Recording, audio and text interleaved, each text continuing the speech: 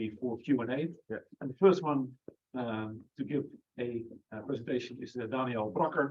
He's in the program at the Vrije University, and he's on the topic of artificial intelligence and epistemic autonomy. So, take it away. All right, thank you.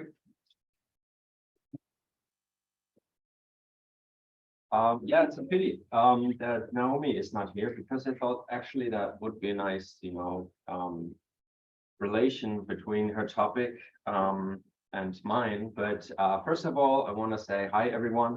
And I would like to welcome you to this presentation. I'm super happy that you're still all here, didn't make your way to dinner already. So I would understand it, because we heard a lot today, right? So, and I wanted to give a big shout out to the organizers for putting this, very thought-provoking conference together. And I'm happy for the opportunity to share my ideas here. So, like I said, I thought, that thinking for oneself and taking responsibility for our values can work quite well together, because thinking for oneself means having the ability to independently analyze and evaluate information and forming our own opinions and beliefs based on personal experience, knowledge, and reasoning. And at the same time, taking responsibility for our values can help to strengthen our ability to think for ourselves. So that's what I thought I got, from what Naomi said. But as we, navigate an era where technology has become an integral part of our daily lives, we tend to follow, Google Maps instead of looking on the maps ourselves and figuring it out ourselves where to go. Here the question arises what technology does to thinking for yourself. This concept becomes even more vital in the context of machine learning and AI, like ChatGPT, that everybody is talking about at the moment, right? So a couple of years ago, nearly 30 scholars from Princeton, Harvard, and Yale signed an open letter to incoming freshmen, urging them to think for themselves. This advice echoed the motto, as you know, of the Enlightenment: dare to know, have the courage to use your own understanding. They warned against being tyrannized by AI and falling prey to echo chambers. So the scholars emphasized that a love of truth should motivate students to think for themselves, exercising open-mindedness, critical thinking, and debate. So what is thinking for yourself? Let me start with kind of a thought experiment. Imagine being able to access knowledge and information directly into your mind without ever having to go through traditional learning methods, right? Sounds like a great idea. And that is why you have startups like Synchron and Neuralink, that is, of course, funded by the well-known Elon Musk. And it sounds like from a science fiction movie, but with newly developed technologies like this endovascular brain-computer interface, it could soon become reality. At least that's what the startups promise. They promise to create a direct link between the human brain and an artificial intelligence-powered computer to unlock every corner of the brain. Synchron's technology, in particular, talks about unlocking the natural highway of the brain, providing unprecedented access to the human mind. Oh, I should actually mention that last summer, a brain-computer interface was implanted into a human patient at a hospital in New York City, making that person the first recipient in the US of this technology. And yeah, like you said, I mean, that sounds like science fiction, but it's real. Right now, as we speak, many humans are already connected through BCI with an AI-powered computer, browsing online, writing emails, and chatting with chatbots like ChatGPT, only with their mind. So this same organization, FDA, the Food and Drug Administration in the USA, that granted approval to the Oxycontin, which contributed to the opioid epidemic in the US, has also authorized the implantation of BCAs into human brains. So this is common practice now. This raises serious questions about the nature of decision-making, learning, understanding, and thinking. For epistemologists, it raises the question, what can we say about futuristic high-tech enhancement variations before these technologies have fully evolved and been studied? So what can we say about ChatGPT? What did we say about the chatbot before it was released? Well, not much, actually. And as no one expected a chatbot to operate at such a sophisticated level, especially universities and professors, were surprised by the sophistication of it. They couldn't believe the headlines that said ChatGPT passes exams from law and business schools. So we do not want to be entirely unprepared for highly sophisticated BCIs. Has anyone seen The Matrix? Yeah, for those of you who didn't, The Matrix is a science fiction movie that follows the story of Neo, a computer programmer who discovers that the world as he knows it is simulated reality created by machines to keep humanity under control. And with the help of groups of rebels, Neo learns to harness his abilities as the one to fight against the machines and free humanity from their control. But how does Neo fight the machines? Yes, exactly. With the help from another machine, a brain-computer interface. In one scene, he lies back in a chair with his brain connected to the AI. And after receiving the Kung Fu upgrade, Neo wakes up exclaiming, I know Kung Fu. I know Kung Fu. So, but does Neo really know Kung Fu? Who thinks that Neo knows Kung Fu? And who thinks that he did not acquire knowledge? Okay. So may I ask you that raised your hand that Neo knows Kung Fu? Why you think he knows Kung Fu? Well, because the way it's portrayed in the movie, he's obviously suddenly doing Kung Fu. It seems crazy to me to argue that, well, he's capable of doing that, it doesn't really know. Right. The other Kung Fu seems a fairly practical thing. Great. And the others, what makes you think that Neo lacks the knowledge of Kung Fu? Someone who just raised his hand? Yeah.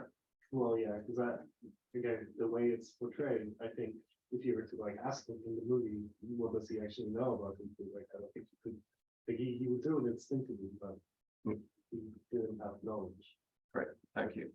Yeah, in reality, acquiring experience in a complex physical skill like Kung Fu, that's what I would argue for, requires extensive practice and training, as well as a deep understanding of the principles and techniques involved. You can also say that about playing the violin, for instance.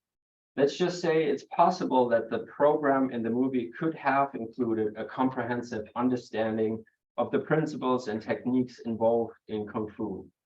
But what I'm going to argue for is that it is unlikely that someone could truly know Kung Fu simply by having a computer program uploaded into their brain. Why?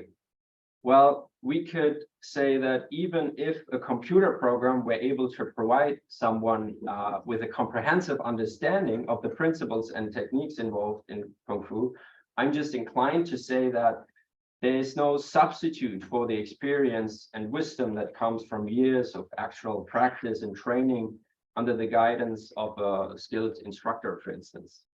These futuristic scenarios, poor Neo here, sorry, I'm gonna go over here.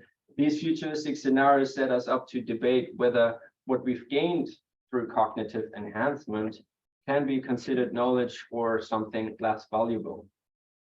For example, technologies such as BCIs, neural implants, and virtual reality training programs may enable humans to acquire new skills and knowledge more quickly and efficiently than traditional methods. On the other hand, there are concerns that the knowledge and skills acquired through cognitive enhancement technology may be less valuable than those acquired through traditional methods, or not even considered knowledge. This leads us to the question of whether there is a sense in which beliefs must be autonomous in order to be known. In other words, do we need to have some degree of autonomy in our beliefs in order for them to be considered knowledge? One way to understand the concept of autonomy in beliefs is to think of it in terms of the sources or processes by which beliefs are acquired.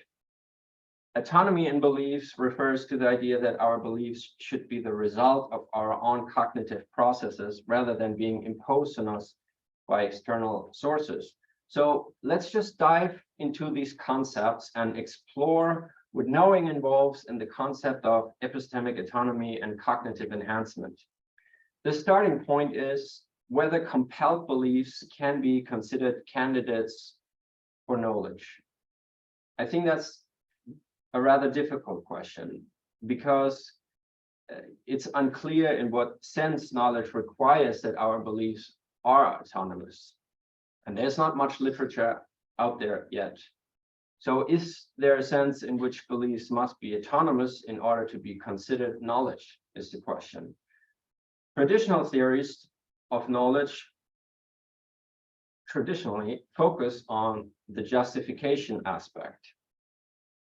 According to these theories, a belief can be considered knowledge only if it is true, justified, and formed through reliable cognitive processes. However, as technology enables us to acquire knowledge and skills in new ways, such as through computer programs, virtual reality simulations, or direct neural interfaces, it becomes less clear how these beliefs and skills should be justified and whether the traditional justification condition is actually sufficient. One possible solution to this problem is to develop new theory of knowledge that takes into account the unique feature and challenge posed by exactly these emerging technologies. Why? Why do we need that? Maybe we have this traditional theory already, and we could, smuggle it in there. Do we really need an autonomy condition? Well, we could say that it is not in the job description of the justification condition to do that kind of work or lifting, especially when it comes to ruling out more sophisticated cases that weren't considered in the past. And let's just consider the idea that knowledge isn't merely justified true belief. We already know that from Getty's work. Instead, propositional knowledge isn't just a matter of having a belief that is true and passes certain standards of epistemic scrutiny. In addition to these things, a belief needs to be suitably autonomous in the way that knowledge requires. That's the argument where I'm going to now. It would be nice if we could have a justification condition on knowledge or other epistemic conditions that could provide us with an autonomy condition on knowledge that works, but this argument here in this presentation goes into the direction that you just cannot do that. Just doesn't work. Instead, I suggest that we transition from a justified true belief to a justified true attitudinal belief. And that I draw from Adam Carter, whose book I read and I found extremely exciting. And in this new template, an autonomy condition on knowledge is logically dependent on these other conditions. But what does it actually mean for a thinker to satisfy an autonomous belief condition on knowledge? Here we can see and look, we have different approaches, and in the book it's much more complicated, but I narrow it down into two different approaches, which is the internalism and the externalism. Internalism is an approach that emphasizes the role of a subject's mental structure in determining the epistemic status of their beliefs. According to internalism, the epistemic autonomy of a belief is entirely dependent on the subject's current cognitive state, and there's no difference in the epistemic autonomy of a belief without some differences in the present mental structure of one's beliefs. However, internalism has been criticized for being too narrow and failing to capture the full complexity of the ways in which beliefs are formed. And that's why we're looking at the externalism account. So the externalism is that the autonomy that a belief must have in order to be known is not just a function of the subject's present mental structure, but it also influenced by a range of external factors. So there are different, ideas of externalism, and we need to ask ourselves the question: what kind of externalism actually works? And I take here my cue from Carter, who looks at the moral responsibility literature on attitudinal autonomy, and that moral responsibility literature actually helps us to understand the externalist accounts of knowledge that is rather relevant to our topic here that we're discussing right now, the epistemic autonomy of a belief. So Carter proposes some tweaks and turns on these approaches, and looks if we could envision what externalist account of the epistemic autonomy of a belief that matter for knowledge would look like. Like what would it look like if we just turn around a little bit of this moral responsibility literature and see if it fits to our epistemic autonomy. And one kind of this externalist view that Carter believes doesn't work is counterfactual externalism, which is found in the moral responsibility literature. This view suggests that whether belief is autonomous in the way that matters for knowledge depends on whether you would endorse that belief as your own, and whether you would not feel alienated from it if you had full information on the causal history of that belief. And Carter, just to make it short, says that doesn't work in practice. And instead, he goes for a so-called history-sensitive externalist account, but step by step. He draws his view from Al-Mili, and Mealy defends this history-sensitive externalist account of the kind of autonomy for belief that matters for knowledge. Let me just give you briefly what Mealy argues for. Mealy argues that the autonomy of attitudes that matter for moral responsibility depends entirely on the history of the belief. It's not a matter of what you would feel about it if you had a full backstory to the belief, and it's not just a matter of what the internalist would say. It's not just a matter of your present mental structure, which the internalist would claim. So whether a belief is autonomous in a way that matters for knowledge is entirely a matter of whether two things happen in that belief's history. One is whether the way you acquired that belief bypassed in a certain way the exercise of any of your cognitive faculties, and two is an unshattability condition. But I'll explain that in a little bit more detail. We can ask whether or not the way you formed the belief bypassed the exercise of any of your cognitive faculties. But what I mean by that is, you probably all have heard about the Trutham case, right? The Trutham case from the 90s, which involved a thermometer implanted in a person's brain that generates accurate beliefs about the temperature. So, a person walks in the room, somebody asks, what temperature is it? And he just immediately says, it's 20 degrees in here. And just because he had the thermometer stuck in his head, and that forms these accurate beliefs. And this is meant to be that this just bypasses all the cognitive faculties. So this raises the question of whether a belief is considered unshattable, or whether it can be discarded or modified in the face of new evidence or arguments. The concept of unshattable beliefs is complex, as it involves examining the relationship between belief and evidence, as well as the factors that influence our willingness or ability to modify our beliefs. With other words, is the temperature belief malleable or open to revision? You know, like someone comes in the room, you ask him, he says 20 degrees, and then is he able to change that, you know, or is that something that completely bypasses this and he can't do anything about it? That's what he says. Do you continue to hold that belief even in the face of evidence that would suggest otherwise? So if yes, then you've satisfied both the bypass and the unshattability conditions. According to the history-sensitive externalism that Carter supports, if a belief both bypasses the exercise of any of your cognitive faculties and issues in a belief that is unshattable for you, then your belief is not epistemically autonomous in the way that knowledge requires. Okay, that was a lot of information. So just let me summarize it. I break it down for you in 3 main points. First, I said to know something is not enough to just epistemically justify believing it. You need to believe it autonomously. Second, we shouldn't assume that the independence of our thinking is only determined by our current mental state.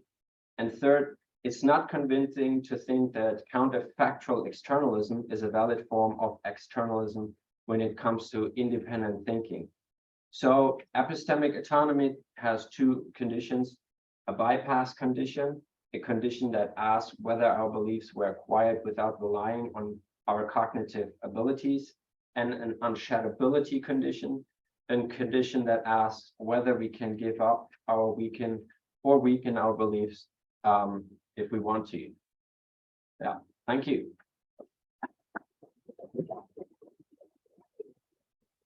Thanks. That was great and interesting. I see some hands. Power. Thanks very much for that. So I have one question. Wouldn't virtual epistemologists or people like Aristotle say you don't really need the autonomy condition because what we offer you gets you pretty much the same result without a separate from our own account knowledge? Thank you very much. Yeah, thank you. Yes, that is the main concern that's been raised, and I looked at, you know, specifically what he said, but I think you know, the 2 conditions, the bypass condition and the unshattability condition, at least for me, makes it relatively plausible, you know, to say, or let me ask you back, you know, where would you find that in the justification condition? I'm not a virtual epistemologist myself. Yeah. If I were, I think I would just try to derive it with what I take to independently of justification. I would just derive it from what I take to necessarily knowledge and say the knowledge, you know, needs to be an exercise of the cognitive virtue.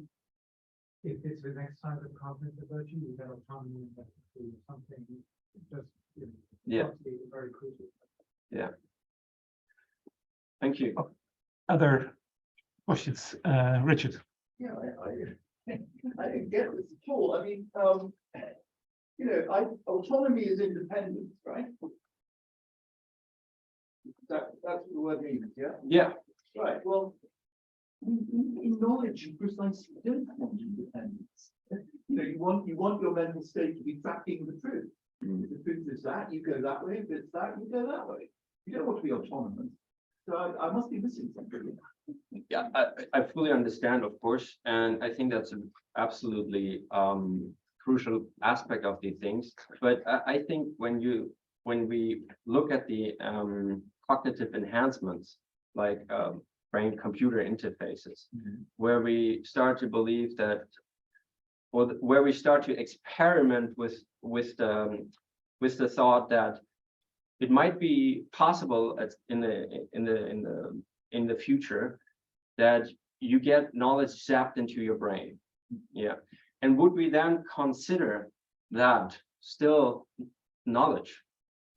Yeah. Because I mean, it depends how it comes about. Yeah. The guy who's got this little thermometer. yeah, true, John. Yeah. I mean, why do you think of that as bypassing his cognitive system rather than being part of its cognitive system? Mm. And how much do you want it to change? Do you want it to be persuadable that the temperature is actually not some politicians that have come along and keep talking and thinking that it's actually 35 degrees when its thermometer is down in 21. I mean, Yeah, I mean, I thought about this in the way that